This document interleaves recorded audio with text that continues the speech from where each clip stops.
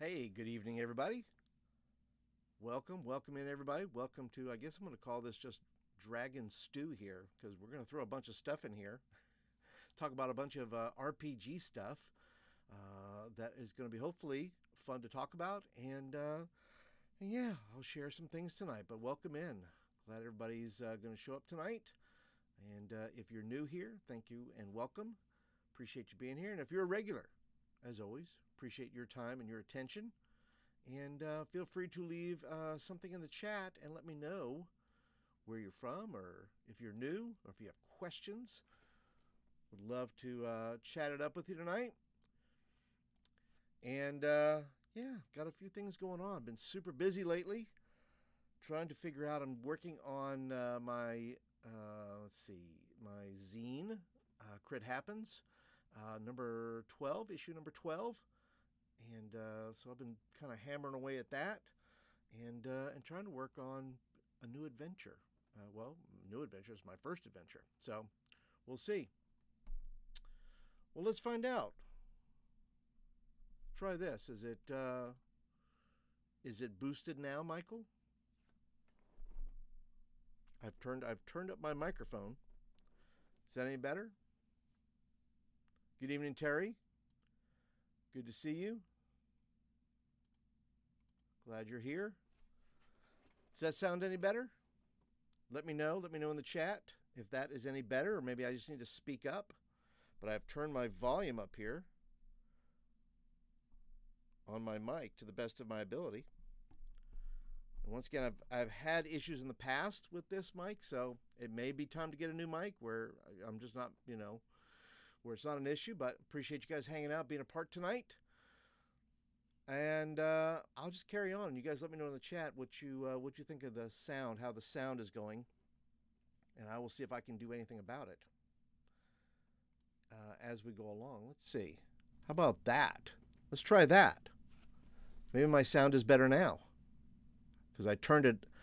I don't know why my sound in my in the system, and I use something called Ecamm. And I don't know why my sound goes down automatically. So I have boosted that up. So hopefully now you're hearing me very, very well, because I'm reading the green line here, and it is getting pretty high there. So please let me know in the chat. A little better. Good. Oh, much better. All right. We're good. We're good. All right. So before we jump into the things tonight, of course, I have the obligatory things that one in the YouTube world should say. So if you would, I do want to let you know just a couple of things. I do want to let you know that my latest Crit Happens is out, and that is the Village of Skyreach. And the Village of Skyreach is my very first city that I've ever done, created with the help of Rob Connolly's book, How to Make a Fantasy Sandbox. And it comes with, by the way, and I need to make sure I show this, it comes with a map. You can print this off. This is 11 by 17. It comes with a little map of the of Skyreach Village there, so you can download that. I've also put some various different types of map in there, and I'm always adding value to it. I'm always trying to add a little bit more because these things are only $2, by the way. So, and I don't see that changing anytime soon because I like making them. And I like to make them reasonable. And you may say, Paul, but you need to charge more. Maybe I do. I don't know. But thank you, Terry. Sound was low at first, but it's better now. Glad to hear that. So Village of Skyreach has a lot of hooks in it. So if you don't have it yet, I will drop a link for you so that you can get a hold of that. You can, by the way, you can get it in the bundle. If you don't have any of the things, I will tell you that I do a bundle, and I'll show you here. You can get a whole bundle of Crit Happens, which I think is now up to 8 or 9. 8 or 9? Let's see. 4, 5, 6, 7, 8, 9, 10, 11. 11. So it's 8 right now, 9 with the July. You can get that, and then if you want to get, like I said, get the bundle, you're going to get 8 or 9, and I'm always doing $2 less than what it would be if you bought them individually. So that's always going to be standard. You're always going to get a free zine when you buy the bundle. And so I'm going to drop a link into the chat. So if you wish to have such wonderful things, and I would like to hear reports. Some of you have bought this, which, by the way, and thank you for buying it. I would like to start hearing reports of how you've used this in your games. Have you picked something out of it? Have you grabbed something and thought, "Oh, this is cool. I'll use this." And I would like to hear some buyer testimonials, if you will. And so if you have that, that'd be wonderful. Leave me in the chat if you have in fact used it. And I will go ahead and drop the bundle link right now. There's the bundle link. You can get it for yourself. And then don't forget, another way you can get the zine, by the way, is just by becoming a member. So if you're not a member yet, for a whole whopping 99 cents a month, you get the loyalty badges, you get emojis, you get the crit happens zine basically, because basically you're saving $1 by supporting the channel. And then I will email you the zine. So you're going to get that, and then you get early access to videos, and we're going to talk about that later because I have some videos coming up that I'll be sharing with you. But go ahead and become a member, and I will put also a link to that in the chat as well. So if you'd like to become a member, I would like to do more with members. I would like to do more with a group of people who say, "Paul, I really like what you do. I want to support what you do. And maybe we can game together. Maybe we can just chat it up. Maybe we get ideas." I'm going to be next week talking about the Crit Happens. I'm going to share just a little bit about the Dragons of Kriesh, which is going to be issue number 12 of Crit Happens. And then I'm going to do a deep dive next week, probably next Tuesday. I'll do it just members.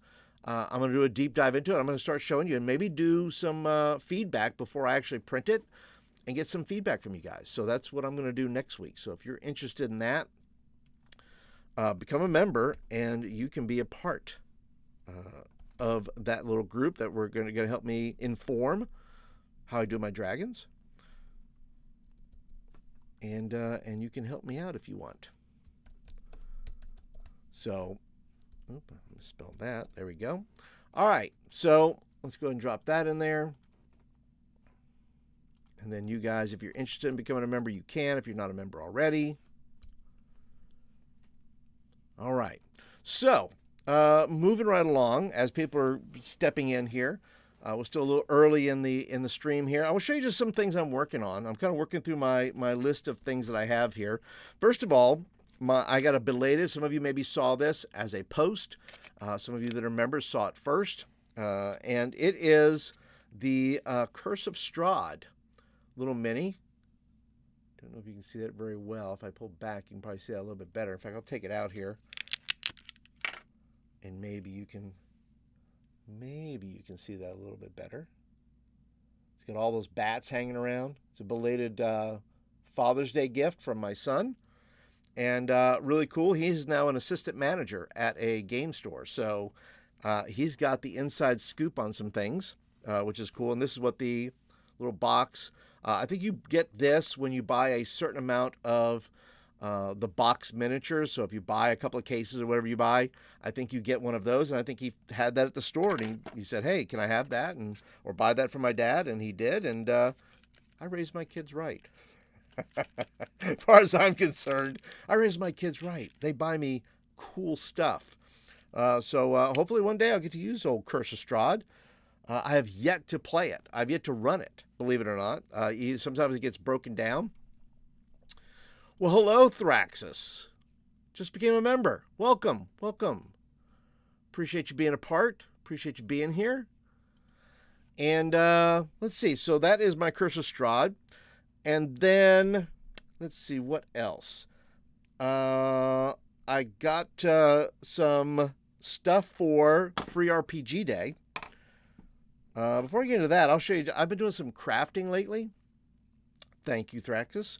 I do crafting, and these here, these are just little, I like to just sit, you ever just sit down at your craft table and you say, "Man, I got a bunch of junk laying here. I want to make something out of it." I love that stuff. I love just sitting at my table, look and say, "What do I got here? What do I see that people pay good money for, but I'm going to go ahead and make it myself?" So sometimes on Amazon, you'll see these height deals that like measure out how high your mini is. Like if you're levitating or flying, or whatever it is, or you're up high on a ledge or something like that. And you know, they're inexpensive. I think they're like $10 maybe, something like that. But I just said I'm going to make my own. So this is like a levitation type one. So I just took a couple of wooden circles and a little wooden square cube, and I said, well, I'm going to make a 5-foot one, and then I'll make like a 10-foot one. So if you have people that are flying a little higher maybe, or they're levitating higher, right? And then I made a little bit more. So each one could be 5 feet. Each one could be 10 feet. You can measure, you know, figure it out, whatever you want to do, however you want to do that. So that's a little bit more. And then that's the highest one I'm going to go. I'm going to say 10, 20, 30, 40 if you want to do that. Or if you say, hey, it's going to be, you know, you're way up there. You're flying up in the air there. It's going to be 50. So it's going to be 200 feet in the air if you want to do 50 a piece or whatever you want to do. But those are my minis. I don't know if I can stretch them out in my hand here that you might be able to see. Probably not. They're not going to, I don't think they're going to hold because my arm don't bend that way. My arm don't bend that way, y'all. But yeah, I like to do that. I like to just sit at my table and see what the junk is and how can I use this stuff to better the game, right? So Free RPG Day, I'll show you a couple of things I got from Free RPG, and I didn't get a lot. Let me tell you why. I only had one store, I'm talking about in my area, that was doing Free RPG Day, and I understand it can be expensive because stores have to, you know, be able to buy a certain amount. And if you don't have the traffic for that, right? If all you have are miniature gamers, you know, 40K players or anything like that, well, they're not maybe going to be interested in the D&D stuff. That may be your high traffic stuff, but you don't have a lot of people coming in for D&D stuff or role-playing game stuff. And the way they did it, I really appreciated how they did it. Even though even though I got less than what I wanted, the way they did it, I thought was really well done. So you go into the store and you go to the table, and it has all the stuff laying out. And it probably had about a dozen, 15 things probably available, maybe a little bit more. And you could go in there and you could take one thing. That was it. You took one thing. If you bought something, you could take another thing, right? And the thing I just bought some doors, right? Cool looking doors. Can't have enough doors. That's what I say. Haven't painted them up yet, but I'll get there. These are the only two things, by the way. I finished up my painting, so I have nothing on my table to paint. So I don't want to paint a lot of intricate stuff. I like to paint things that have 2 colors or 3 colors or at the most. And then I got this one too. So they're the same. They're the 2 to a pack. So I got those. And so in buying those, I got another thing. Now, the next thing you could do, and the reason why they did this, by the way, and maybe this happens at your game store, you got guys that would come in, as it used to be, and guys would just load up, right? Like they would just take stuff like looters. they would just grab stuff, and you know, it would be the stuff would be gone, and then there'd be nothing for anybody. So, like I said, the way they did is you pick one, and of course there's somebody watching the table, but you pick one thing, you buy something, you get another thing. Then you could pay, if you paid $25 or more, which I wasn't super interested in paying $25. There was nothing on the table that I wanted, that I super needed. So, I mean, for these were $5. So to me, that was a $5 investment to get something else off the table. And so if you paid the $25 though, you got to roll a D20 to see if you got some of the exclusive things. And there were pins or models or some of those things that were really, kind of cool stuff, which once again, I'm not a collector in that way. I know there's some people that are. I'm just like, I just want to get what I want to get, right? So the 2 things that I got are, I got Castle White Rock, the Dying Light of Castle White Rock. That's for DCC. It's also for 5e. They give you the little conversions in there and all that kind of stuff. And I don't play a lot of DCC, number one, because I don't have a lot of people around me who play DCC. And I've played it before at cons, and I've played DCC and MCC Mutant Crawl Classics, and always a good time. And this one has some great, as usual, they kill it on the artwork, right? They have some really cool artwork in here. The story seems to be really, really neat. So I'm looking forward to maybe doing something with this. And of course, because I'm working on my own adventure, anytime I can grab an adventure, a newer one, just to see what they're doing, I'm interested in that. And so this book, this particular adventure, has it's broken down very well. And so I may, take a couple of things here and there that may be helpful to people who would want to play my adventure.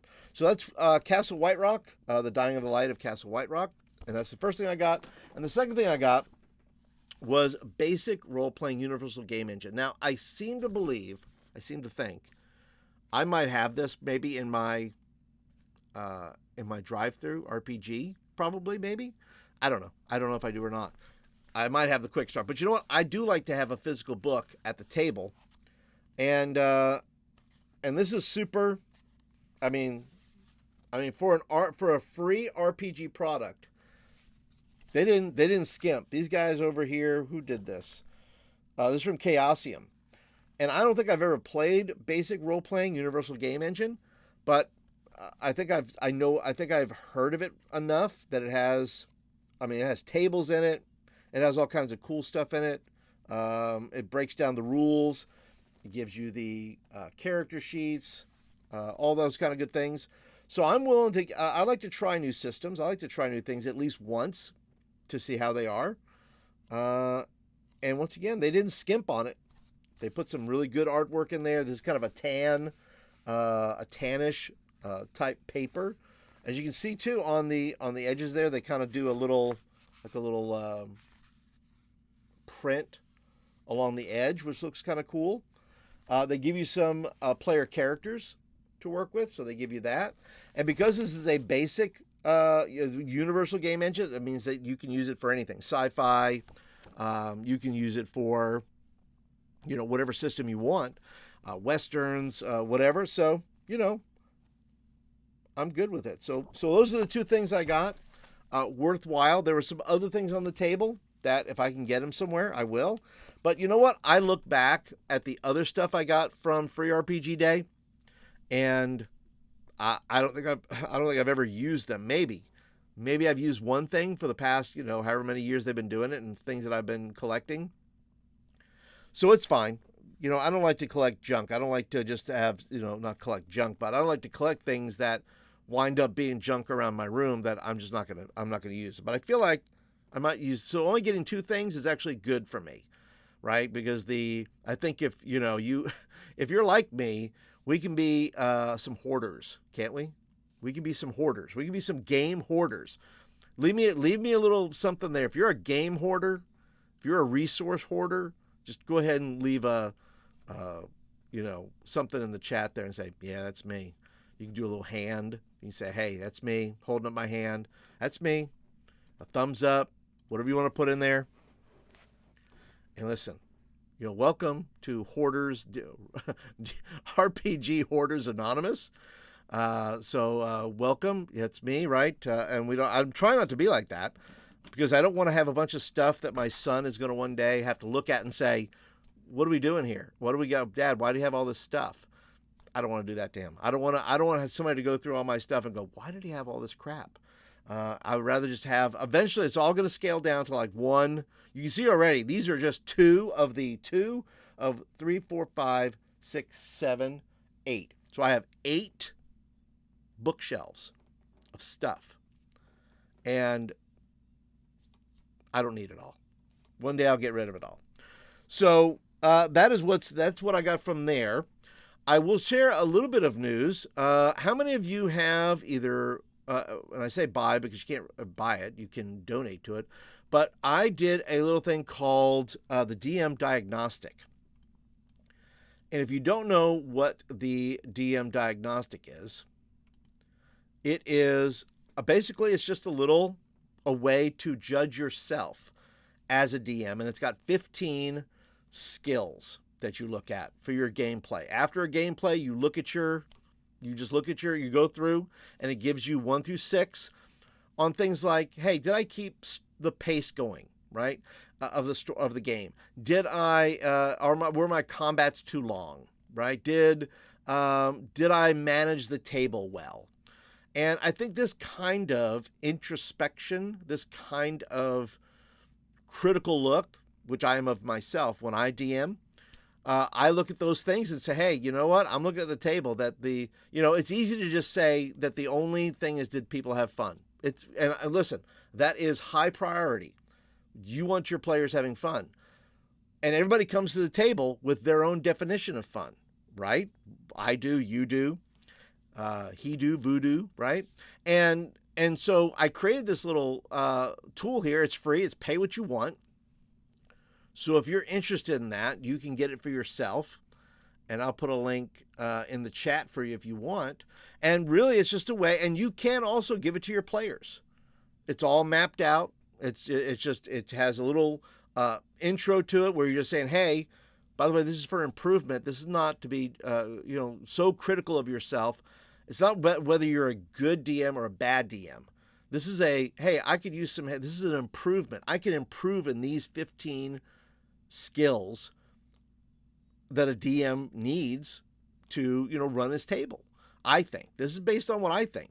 What I think the 15 skills are that you kind of need. Now, some of them have overlap. Some of them are distinctive. I also, in there, challenge you to look at the extenuating circumstances, right? Where did you play this game? Is this are you judge? You can't judge a con game and your home, brew game the same way.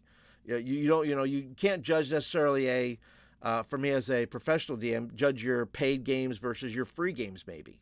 But I do have a way, and what I try to do is you can give it to your players. If, like I said, after a campaign, something like that, you can go ahead and give it to your players. Players right? You could do it for a one-shot if you want to with new players just to kind of get their vibe, but a lot of people don't care. But like I said, some of the players, if they're new to the game, they don't know what to judge you on. They don't even know how the game is played. They don't know what you're supposed to be, right? What your skills are, what the pace. If they're new, they don't know, right? But if you're playing with a bunch of people maybe who know you, or maybe they're DMs themselves, and you don't have to give it to everybody, give it to the people that you trust and say, hey, I'm trying to get better. Give me your bird's eye view. And you have to be a little tough on the inside to say, you know what, I'm willing to accept a little feedback to see whether or not I'm accomplishing the things that I want to accomplish, so I don't get into the messes maybe that other DMs do because they're not really being critical, looking at their skill set with a critical eye, which is what I do. So if you have it, let me know there in the chat. If you have this, if you have used it, if you're going to use it, let me know. Otherwise, I will leave just a link here. So if you're interested, it's free. And by the way, I'll show you this. I will show you this. Let's see. I have downloaded 112 have been downloaded. Some people have donated, some people have not. It's not the point.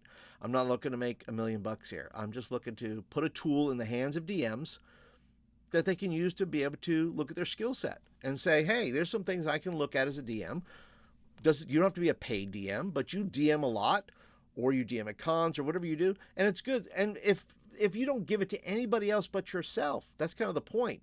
You sit down for yourself and go, how did I do? How can I just judge myself and say, hey, how did I do with this? And technically, and I didn't know the rules of this, by the way. I don't know. I just don't know things. If I would have put, let's say, a minimum of 20 cents, they say, after I looked it up, 20 cents of putting 20 cents on it, then it would have gotten the stamp of a silver, a silver medal or whatever it is. To that you've reached some level in that you got a silver thing that you sold somebody. I think the minimum for that is 102, so at 112. And if you have used it, spread the word. Would love if you did that. And so yeah, I think it's a cool little deal. Check it out for yourself. Like I said, it's free. Pay what you want, and find out if it's maybe worth your time. It's worth it for me for sure, because I have made a lot of mistakes in DMing. Some of the things, just some of the other skills are in there. It's like, did I know the rules? Did I know the rules? Because you know what? If you don't know the rules, guess what you're doing? You're getting books and you're spending all your time, right, you're looking at books. And if you're looking at books, you're not looking at your players, and you're not engaging with your players. So you want to be able to know your rules best you can. And I, make a suggestion too. There's a whole video on this, by the way. You can look at my channel. I did a whole walkthrough of this. So you're welcome to just look at the channel and just look for the DM Diagnostic video. And I talk about things like having rule cards at your table. What are the 5 rules you tend to get wrong? And just write those out or print those off or whatever it is and put them at your table and say, hey, these are the ones I'm not good at. I'm going to keep those handy because I'm more than likely, like grappling or, combat when you're flying or riding a horse. Which reminds me that last night, the Erudite DM, I wound up playing some Shadow Dark, and the horse rules that he wrote came into play because at the very end of the adventure there was a joust with the big bad, and our friend Ken wound up going to do battle with him and actually wound up breaking his lance, and that was really cool. But you know what? In doing this, knowing rules for horse combat, which Mike knows his rules. The Erudite DM knows his rules. So, he had it right there. He knew what he was looking at. Didn't take any time at all. And so when you know the rules, the better you know the rules, obviously, the better and the smoother your game goes. And by the way, I'll take any questions. If you guys are in there, I see you guys in there. You guys are all, I don't know what you're doing in there. You guys are all very, very quiet tonight. What are we doing? We're just sitting back listening. Are you painting minis? Are you crafting things? What are you guys doing in there? I'm looking at you. What are you guys doing? I'm looking in the chat, trying to get an eyeball. But yeah, let me know maybe which skill you need to work on as a DM. How are you at your rules? Right? If there's a lot of rules, boy, I tell you what, you just make it up, right? I mean, just keep moving. We'll say, hey, this is the rule we're gonna go with. And then we're going to keep moving on, okay? Good time, too, to remind you, if you would hit the thumbs up button. Tells me you like the video and you want more of them, right? So be sure to go and click that thumbs up button early, and that will get, hopefully, this video where it needs to go. Maybe other people will find it and so forth. And so, yeah, silver bestseller for my little PDF. I think the next level, 200 and something, maybe. I think that's what it is. So I think that pushes it to gold. Maybe it's 500. I don't remember.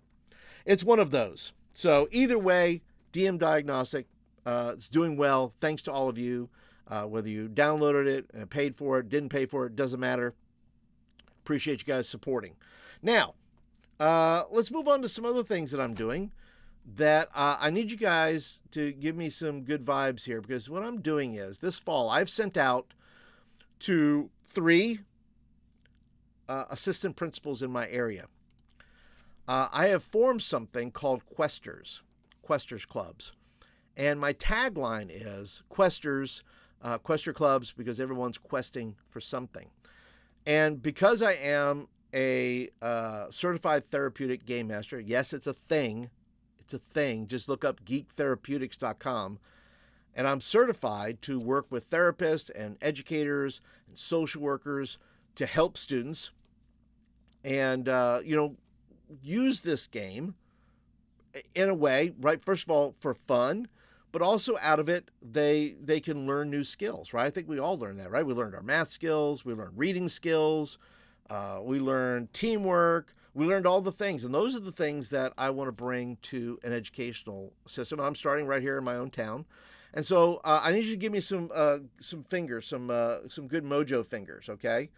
Give me the mojo fingers, okay? Tell me you're doing it in the chat. Say, I'm giving you mojo fingers. Not the finger, mojo fingers. Don't be ugly. Don't give me the finger. Give me lots of fingers, including the finger, in your mojo fingers, okay? So give me those. Terry says, was working on redoing an old campaign. Okay, different system. All right. Well done, Terry. That's awesome. That is awesome. Thraxus says, have you used Critical Core? I backed it on Kickstarter, but never got a chance to use it. Critical Core. You'll have to remind me, Thraxus, what that is. That sounds vaguely familiar. I don't know what it is, though. It is in my brain. Okay. Yes, yes. Waving, waving. Thank you. Appreciate it. Because I don't know. These assistant, you don't know what people are. I'm hoping what I'm going to do is hopefully I'm going to bring, and I've done this at one school already. I did an 8-week sessions once a week for 8 weeks. I engaged a bunch of crazy middle school students, and we played. What did we play? One of these starter set adventures, Dragon something. Uh, Dragon something. That's very specific. Something Dragon Isle something. Dragon Isle Peak, I'll say, but that's like a comment. I'm like doing that. Oh, it's an educational therapeutic set of. Okay, yes, yes. I have not. I have not used it. I have heard of it though, and I probably need to look that up. I am reading, currently reading some books using educational system and using role-playing games with it, so I can be better informed myself. But I did do it, like I said, for 8 weeks with a bunch of middle school students, and it was fantastic. We saw teachers would say, the reports back that I got from the social worker who was working there said, hey, I had a teacher ask me today what we were doing because one of the students really started to kind of break out a little bit and shine a little bit more. It built some confidence in them and wanted to know what we were doing. And so my hope is I would like to do it, and it's not a free thing. It's a, minimal investment because I'm going to give them, dice, and, I'm going to throw a little, what I call the hero's feast at the end of the 8 weeks that I have. And I'll use it in multiple things. But at the end of the 8 weeks, I will use the money to go into that feast. We'll have a good time. We'll have some fun and we'll talk about it. And so I sent it out to an elementary school, a middle school, and the high school in my area. So we'll see. So thank you for the Mojo Fingers. Appreciate that. And we'll see what happens. We'll see what happens. But that's what I'm doing. I'm calling it Questers. My hope is that if I can prove it's a thing, I'll turn it into an LLC, something like that, and then be able to do it. But it's a full mock-up thing. It gives you all the information, gives you all the things it can do. So I am busy doing that. And let's see, what else are we doing here? Let's talk about that. It says, I have the PDF. If you're interested, I was working with college-age autistics at the time while sponsoring the school's D&D clubs. Oh, well done, sir. Well done. Well done. Yeah, I would like to look at it. I think that would be good. I also want to be fair to the author. And if you send me a link of where I can buy it, happy to purchase it, by the way. Happy to purchase it. But, but you're welcome to send me the PDF just for me to kind of glance and look at it. I would be super interested in that. And then maybe I'll send me the link with it. And then I'll go ahead and buy it because I want to support those who write those kinds of things because I want them to continue to do it, right? Let's see. What else can we talk about? Oh, we have, once again, we have the latest issue that I am working on. And this will hopefully be done by next week. Later next week. I've tried to do, by the way, July will be 1 year anniversary of Crit Happens. For 12 months straight, I have put out a monthly zine. And that monthly zine turned into Hex Crawl of Horror, which started with issue 4. And I haven't done a normal zine. It's kind of taken on this deal where it's this Hex Crawl of Horror where I'm trying to, create these places and things. And I don't want to get into a lore dump. If you get the zines, you'll see what I'm trying to do. I do need to make it more horrible. And I will make a more horrible zine. That I promise. There will be more horrible things. Right now, it feels there is horror there, but also it has I'm trying to make sure I keep the fantasy part, not just horror. I want to keep it, a good mix of what's going on there. And the next issue that I am doing is Dragons of Kriesh. And right now, there's going to be 15 dragons in it. Crazy kind of dragons, right? I have some of the 3, and this is no secret. The 3 that I have bought artwork for this. So when you guys become members, that dollar goes a long way because I want to buy art, and I want to be able to say, hey, I'm supporting artists and so forth. And in this, I will have 3 dragons. And if you remember, like I said, I'll be sharing more of that, the dragon silver. But I can tell you this. There's what I call a dread dragon. There is a sand dragon. And there is, let's see, what I will call a pit dragon or an infernal dragon. No, I'm sorry, that is incorrect. A blight dragon.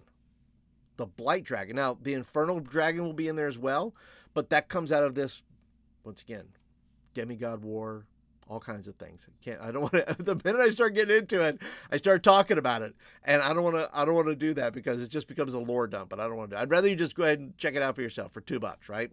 So, yeah. So this is going to be. It's going to be 15 dragons. I will have 3 pieces of art for the others, and hopefully I will get more art as we go along, and then introduce those dragons again in an adventure along with the art. And I'm going to show you a bunch. Next week I'll show you the whole zine. Basically, I will walk through it with you, and you will give. And it won't be final yet. It'll still be open to input from members to be able to say, "Hey, what about this, Paul?" Because I want to talk about things like tables. What kind of tables do you want in this thing, right? And what kind of tables can we put in? How can we make the dragons interesting?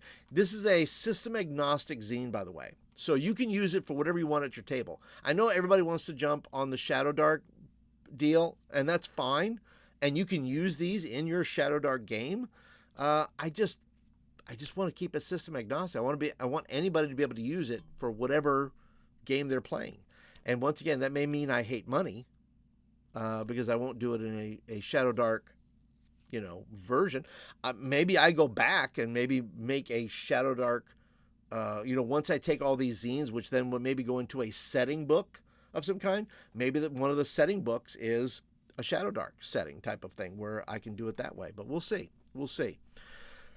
So yeah, that is going to be the Dragons of Cruces. That's coming up. I also some other upcoming things. I already have the graphics together. I have not given up on my Wilhelm Reach, by the way. If I can see where it is here. Here it is. If you don't know what Wilhelm Reach is really inspired me in addition to other things, but Wilhelm Reach is, to me, one of the best settings. It inspired me to kind of do the world of Kriesh, and both the map, which I do love a good map, I think most of you do, but the next one I'm going to do, the next 2 that I have ready, and all I gotta do is record the audio for it, but my slides are ready, are going to be, let's see, I think the Shining Plains. Yes, the Shining Plains and the Free Cities. I want to say that's correct. Yes. The Shining Plains and the Free Cities. So I have that kind of ready to go. That's going to go to members first, and then it will go public later on, but you get those first. And I am also, I have not, like I said, I'm going to finish the Wilhelm Reach series, then I'll get into something else. The next thing I'm going to work on, though, I can show you this. The next thing I'm going to work on, there was a series, and I'm interested in this, and I'm still taking notes, and I'm still looking at things. But I'm going to do a series on, and I don't know if anybody's ever run this series, you've played in it. This is like a late, I want to say a late 90s. Well, hello, Michael. Thank you for give it up. Hold on here. And for both of you, by the way, I'm going to go ahead and give you a little DJ horn. Thank you, Michael, for becoming a member. This is for Thraxus. Thraxus, thank you for becoming a member. Thank you for becoming a member. You can still become a member, and you're going to get a air horn. That's what you're going to get. Okay? Air horn for the members. Thank you, Michael, for becoming a member. Also, like I said, I don't know if anybody's played these. I have mine printed out. And I have these printed out. And I'm going to go through it. I believe it is 2nd edition. Does it have the year on here? Let's see. Where is the year? I don't know if it has the year or not. 1992. So yeah, 92, second edition, I believe. And there was a whole series of these. I think there's 6. Are there 6 in the series? And I think it was for like beginners. This one, Sword and Shield, is heavy into the jousting. So I'm really fascinated with that because I want to use Erudite's DM's rules with it.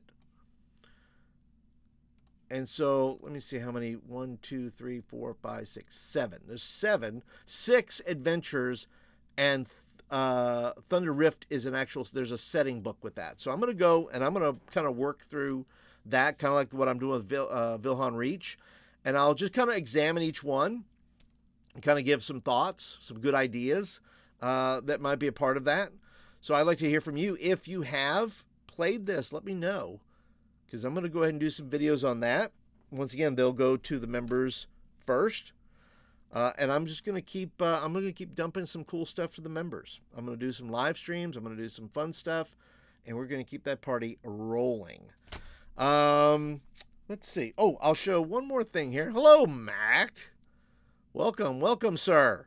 Good to have you.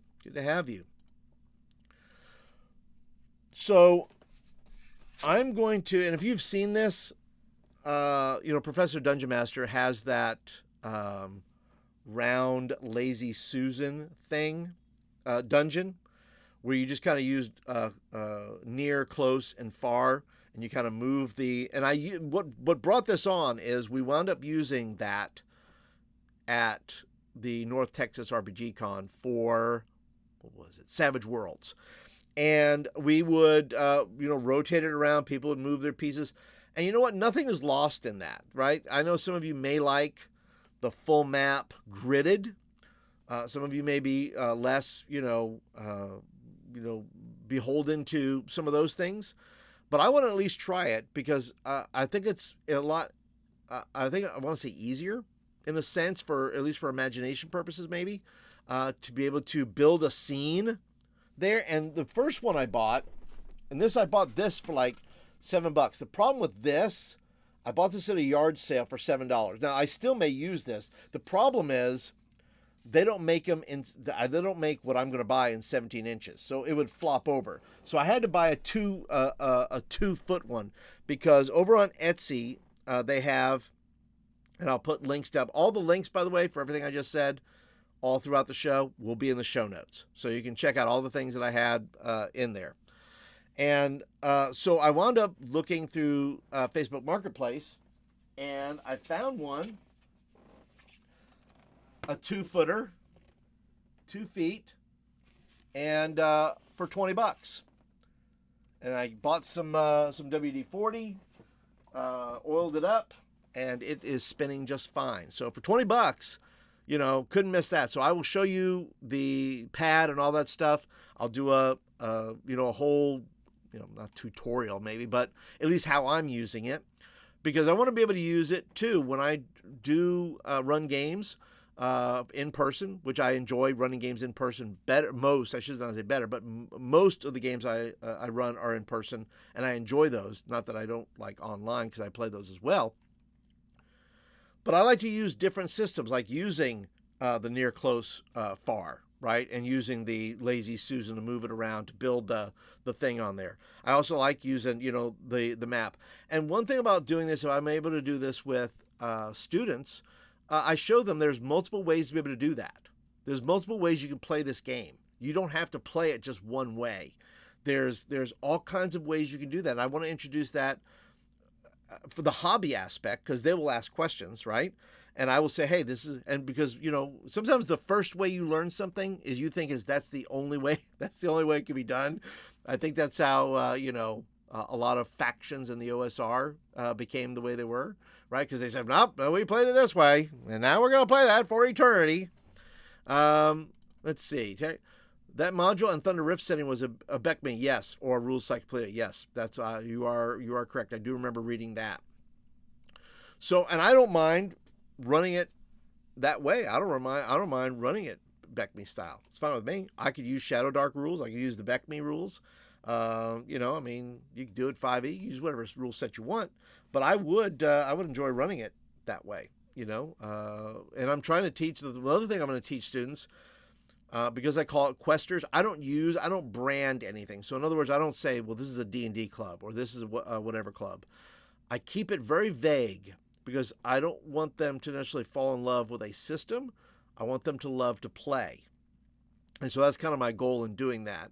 I'm not a salesman for, Wizards of the Coast or, Arcane Library or Second Edition or whoever, right? So, I want kids to love the game, not the system. I want them to love role play. I want them to love sitting at a table with their friends. Somebody had brought up a friend of mine, 43 years we've been friends. And he has been, I've run games for him and my other friends over the years online. We did a 2-year campaign playing Esper Genesis, which is kind of a 5e science fiction, which is really, really fun. And we talked about this, that his daughter, his concern is that his daughter will not have long-term friendships the way people of our age have long-term friendships, right? And in doing that, I thought about that. I go, you know what? I want my friends, my longest friends. You tell me in the chat if this is true or not. My longest friends are people whom I play D&D with. Simple as that. Now, there are people who obviously have long-term friendships because they play a sport with them or they're in the military. And there's all kinds of things with that. For me, my long-term friendships were all developed around a table throwing dice. So his concern is that, listen, that his daughter and maybe those of her age, which I think she's 18, that they're not going to have those long-term friendships. Now, once again, that's not scientific necessarily in that regard, but because communities and young people are fractured in a lot of ways, where maybe as we were not, pre-internet, no social media, all those things, that maybe some of those things are becoming inhibitors in the sense of creating long-term relationships. I don't know. It's not scientific. I'm sure there are some studies that could be found. I don't know. But that seems to be my friend's sense. His concern is they're not going to have his daughter's not going to have long-term 43-year relationships with friends because of other factors like technology or, other factors that are involved there. And so for me, I'm thrilled that I'm proud to say I've had years of friendships with people whom I gamed with. Those are my dudes and my dudettes, and and having a good time with them. Let's see, what are people saying here? Mac says in person is best. Really miss sitting at the table with gaming friends. Digital, virtual, just can't compare. I agree with that, Mac. I maybe my brain works a little differently too. It's, I guess I tune out. I just try to tune it out if I can. And if I'm running, that's maybe a little different. When I'm playing, sometimes I forget too. I try to forget that there's a screen there and try to remember the vibe of the people. Like last night, to me, it's second nature. And maybe, I don't know if I'm an early adopter to technology, and so maybe it phases me less. I don't know. But to me, I'm not looking at it and going, oh, we're online right now playing a game. I said, no, we're just playing a game, because the jokes are still the same. For me, it's the cutting up, it's the epic fails, all those things that make the game, and the technology is just the technology. It's just what it is. And so I understand though, Mac, that's that, and I do agree that in person is the best way. It is the best way. I agree. Mac, what are you talking about? RPG Club? Yes, the RPG. I'm trying to start one. I'm trying to help these educators because my goal is too. I would love to run for teachers and say, hey, teachers, maybe you've never played a role-playing game before. Let's play one, and you can awaken your mind and say, oh, wow, this is something I can do with my kids. Like I could do historical RPGs. I could do. Wouldn't that be like? I think of, RPG Pundit, who does these historical historical accurate RPGs, whether it's in Poland or whether it's medieval. Wouldn't that be fun to just run that and say, oh yeah, that was a real thing, and know that hey, you're teaching a history class on medieval times or whatever in the game you're playing, that the things in there are like real deal things, right? You're learning something about history, right? So that'd be fun. But yeah, I want to do that for teachers too. I want to say, hey, on your work development days, and my wife was a teacher for 14 years, so I understand teachers pretty well. I've been a substitute teacher. I know what they go through. Now, once again, I'm not there 7 days a week in the war zone like they are, but I've been in my share of war zones called classrooms, okay, in the public school system. And so I understand it's difficult. So I give all the teachers all the kudos. And if I can go in there and say, hey, can I put another tool in your toolbox? Maybe our role-playing games is a thing. Maybe you engage differently with that, right? There's ways. So, Mac, you can comment as to why you said RPG Club. Let's see. Oh, last club I was in college, just called the Gamers Guild, right? Okay. Let's see. Yep, longest friendships I have is gamers, absolutely. Yep, we socialize in person. Many of these kids today don't. That's right. And I did, and not to belabor the point, but I just read I read an article. I watched a video where there's a guy doing a study on this, and he talks about young people, and not just young people, people our age as well, who, when given the opportunity, like they will do on TikTok. They said that on TikTok there's called a cancel dance. Like when you cancel plans with somebody, they do this little dance like, hey, I got out of socializing, right? They're opting out of social events so they can sit at home and scroll on their phone. It's just a thing. It's a piece of society. It's not all society. It's not all young people. It's just I don't want to even say if it's trending, but it is a thing where people will just opt out of socialization completely so they can stay home and be on their phone more. It's just too much of a burden to go out with people. And I try to fight that. I fight that in my own life, because the older you get, the more you want to just build a wall around yourself and say, stay away from me. I'm digging a moat around my house and you may not enter, okay? And then you get up on the castle like in Monty Python, and you become the French guard, and I fought in your general direction, and you mock people and tell them to stay out of your yard. And so I have to fight that. Even as the older I get, I have to force myself to be social. I say, look, I'm just not going to sit in my house and just rot. I'm going to go out and I'm going to participate in things. I'm going to try some stuff, whether it's gaming in person or whatever. I'm not going to opt out. I'm going to opt in to social things and be a part of the society, because the world wants you to, in some sense, wants to split you off, isolate you, and especially with older people. And I'm not going to do that. You're in for some news, buddy. I'm not going anywhere. I'm going out and living my life.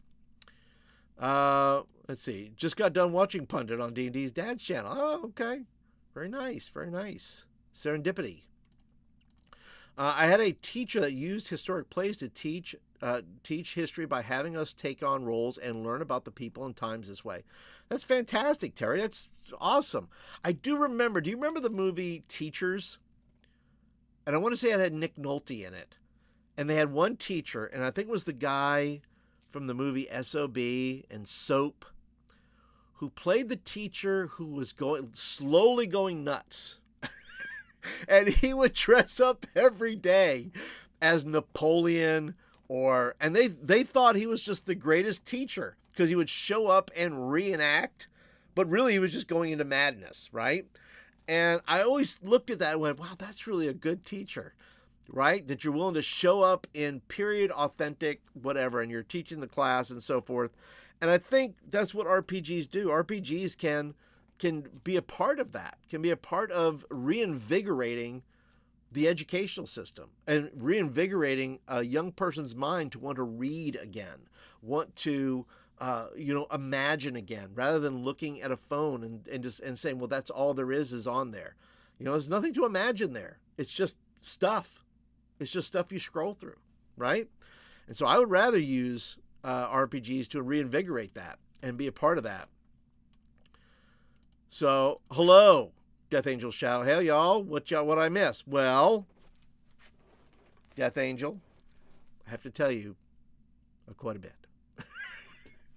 We have talked about a lot of things, and now I'm busy on my soapbox about RPGs and education. Because, and I will show you this, I'll go back to this for you, Death Angel, just for you, Death Angel, and maybe anybody else who has dumped in there, but I am trying to put together a thing called Questers, so that elementary, middle, and high school students can have a club in their school. And I sent it out, so I need, once again, Mojo Fingers, everybody, so that a principal will hit me up and say, hey, we want to use RPGs to reinvigorate the imagination of our kids, and use it as a way to team build, de-escalate situations using, SEL, type of things where it's, building self-confidence, social and emotional learning is what that is, SEL, by the way. And then you teaching these skills to be able to help kids work through this. And I've seen it in person work.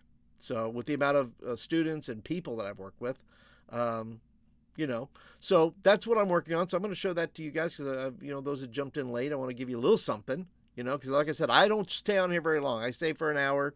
I know some people want to do like 3-hour deals. I'm like, no way. That's not me. I'm not the 3-hour guy. Yeah, Mac, get off my lawn. I know, but I refuse. I'm not going to do it. Like when people got, maybe I'm the reverse old guy, right? I'm the guy that like welcomes everybody to their house. Like the guy who wants to sell you like lawn equipment and you'll spend 20 minutes talking to them because you're socializing, right? I had a kid come to me today talking about, security. And I just was asking him, you start asking questions, right? I'm becoming the guy that becomes like your parents, like that deal where you talk to people randomly because you just do. So maybe I'm that guy. But you could do it, Mac. Look at you. I'm not that old. Brag about it, why don't you, Death Angel? I'm only 52. It's okay, buddy. You'll get there. Just don't build a wall around yourself, man. Leave room for people. That's what I told the doctor that scheduled the colonoscopy. Really? Is that what you told him? Okay. I bet. Listen, did you know your butthole's like a tree? They can tell how old you are by the rings in there. At your colonoscopy. They just look in there. Yep. This guy's about 56, 57 years old. He's kind of, there's rings up in there you look at. It's how you tell the age of trees, right? Oh, yes, Terry. Great movie. Teachers. Highly recommend. 10 out of 10 for the movie Teachers with Nick Nolte. My 7th grade history teacher was a CW reenactor, Civil War, I imagine, sponsored the D&D club and worked in local FLGS during the summer and on weekends. God bless him. God bless that guy. Good for him. Good for him. That's tremendous. I think that's awesome. Teachers don't get enough respect. They just don't. It's just, we don't pay them enough. We don't love them enough. We don't say thank you enough. I was lucky to have, I was a terrible student, so I was lucky to have a few, I can count on one hand, maybe 2 fingers, of teachers I remembered because they were really good to me. The rest I sort of forget. Maybe 4, maybe 2. I can't remember any of my middle school teachers. I'm sure they were good. I just don't remember any of them. Elementary school, I can still remember, Mrs. McKenzie, Mrs. Ganzel, all good teachers, very loving, very kind. Mr. Epstein, Mr. Strauss. I got this is something too. I got my first writing award. And it wasn't like a big deal, but it was a writing award. It was awards day, and I didn't know what I was getting, but they gave me a writing award. And I always took that early, and I always looked at that and went, somebody gave me an award. Somebody sees something in me that maybe I can use that. And so I have, in fact, probably for the past 35 years, probably, have written as whether it's on all kinds of stuff, right? Articles or those kind of things, and so I've tried to use that skill and believe what people tell me. So if they say, "Hey, we see a writing ability in you," well, then I'm gonna buy into that, which is important.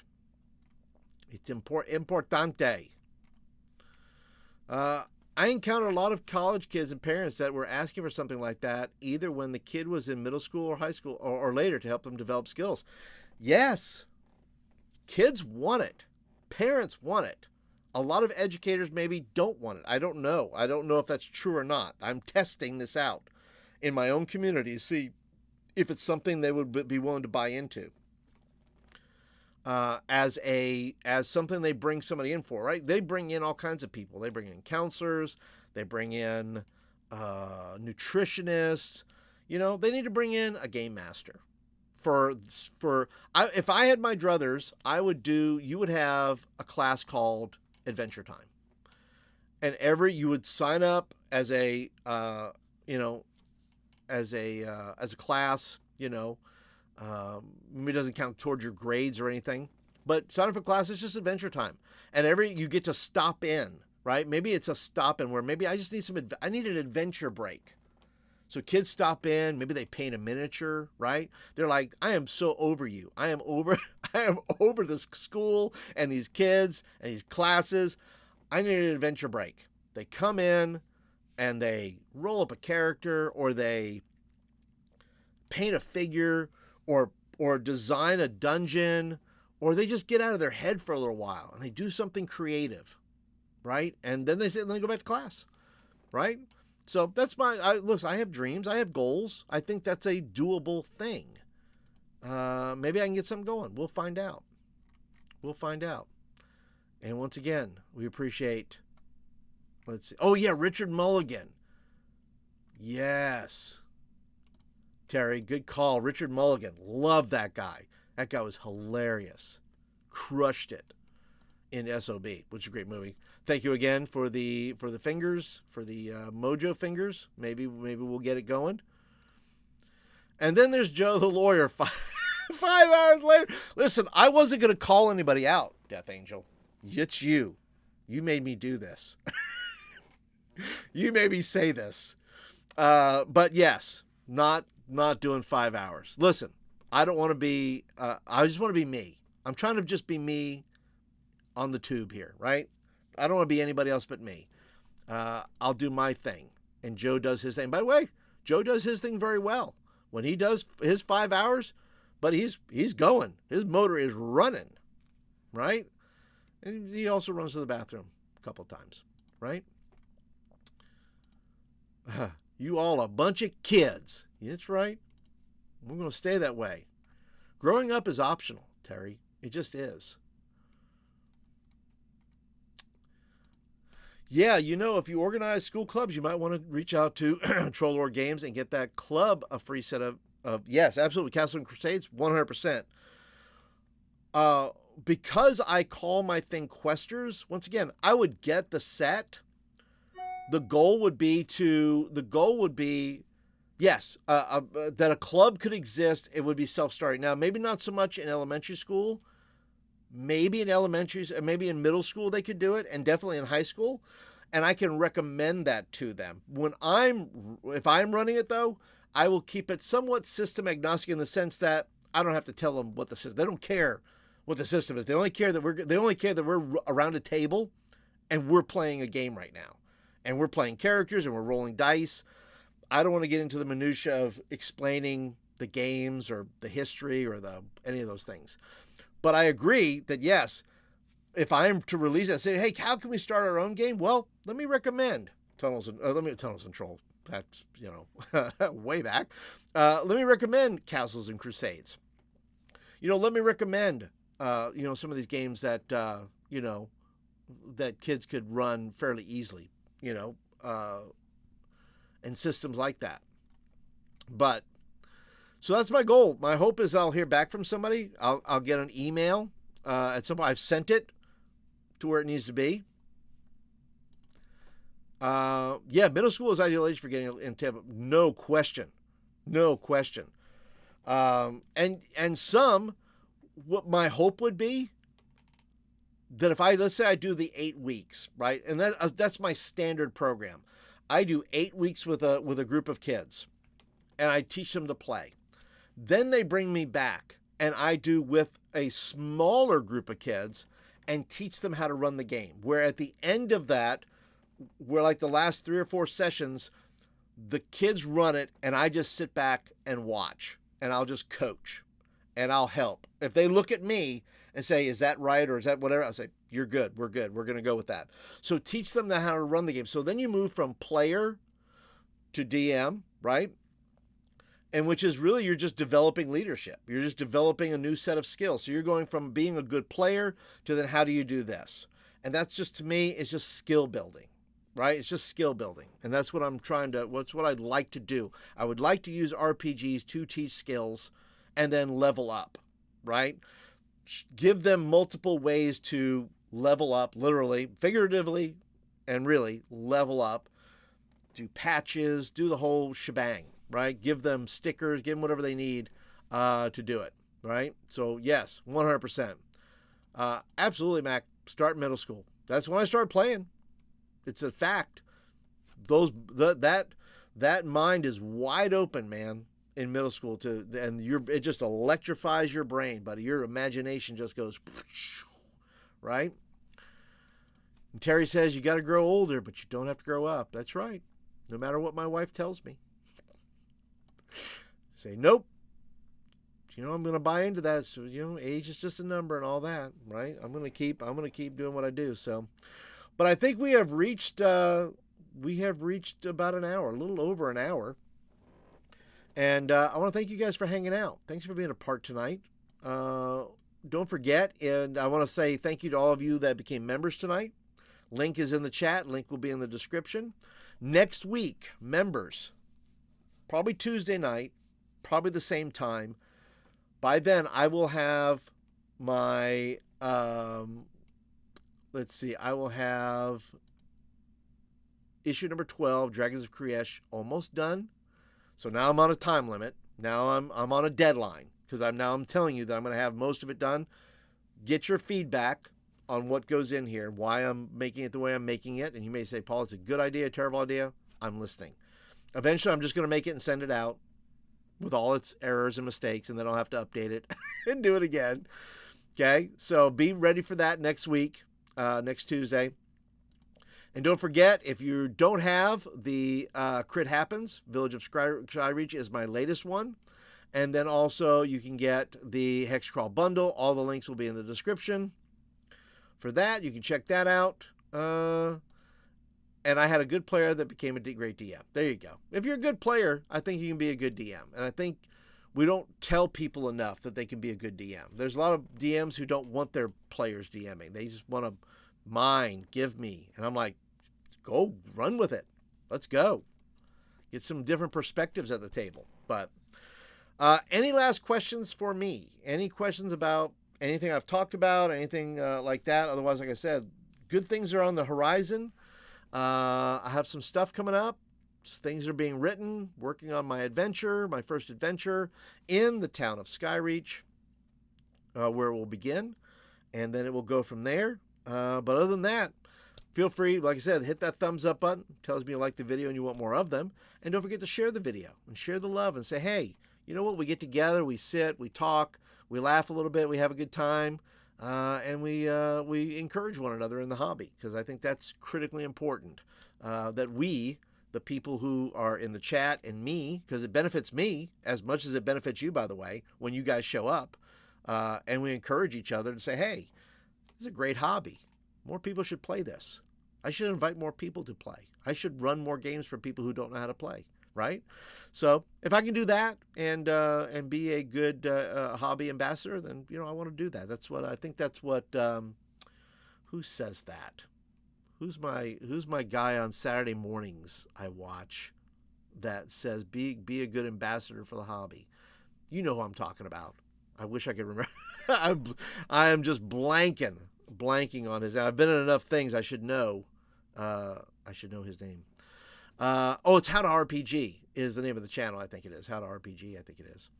But anyway, thank you guys. Appreciate you guys being here, being a part. All the links will be in the description. Have a great week, rest of your week. Do some gaming if you can. Sit at your table. Make some crafts. Paint some doors.